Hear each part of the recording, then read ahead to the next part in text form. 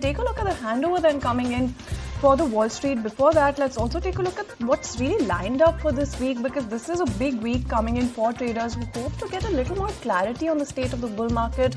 In fact, you do have 4 out of 7 companies in the Magnificent 7 that are also set to post quarterly earnings in the coming days. So I'm talking about Meta Platforms, Tesla, Microsoft, that are going to be reporting numbers on Wednesday. You also have Apple that will be reporting its results on Thursday. So keep an eye on that one as well. Now, investors will, of course, be using the upcoming big tech reports then to gauge just how long this artificial intelligence-powered market gain can really continue. Positive results, in fact, could reignite the confidence. While if you have any disappointment, no point for guessing that could be hurting the broader market, roughly 40% of which is accounted for by the Mag 7 as well. Let's also take a look at the kind of handover that we then have against this particular backdrop. And what we're looking at then, all 3 major US indexes recorded their second straight positive week last week, reassuring investors that the bull market then remains intact.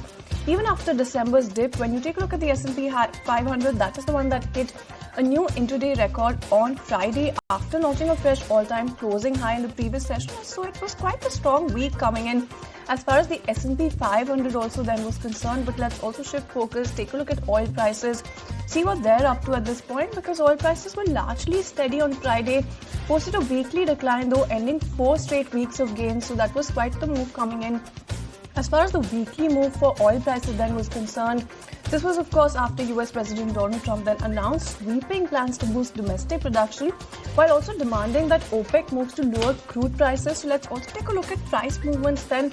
Brent crude futures gained 21 cents, so just about 0.3%, closed around that $78 barrel mark. And when you take a look at US WTI as well, that's the one that gained just about 4 cents.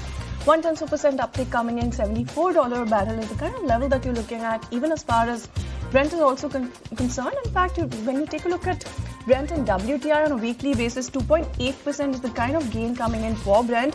And when you take a look at WTI on the Brent, 2.8% is the loss in fact coming in for Brent. And when you take a look at WTI as well, that was also down 4.1%. So that's the kind of move that you had coming in. So on a daily basis, of course, you did have a little bit of a gain coming in for both Brent and WTI. But when you take a look at the weekly moves, you do have a loss coming in as far as both of these benchmarks then are concerned. Let's also take a quick look at gold then, because gold is the one to watch out for this week. You did have gold prices climbing over 1% on Friday, closing in on that all-time high, in fact, hit in October, as a weakening dollar also on US President Donald Trump's push for lower rates is something that we saw coming in.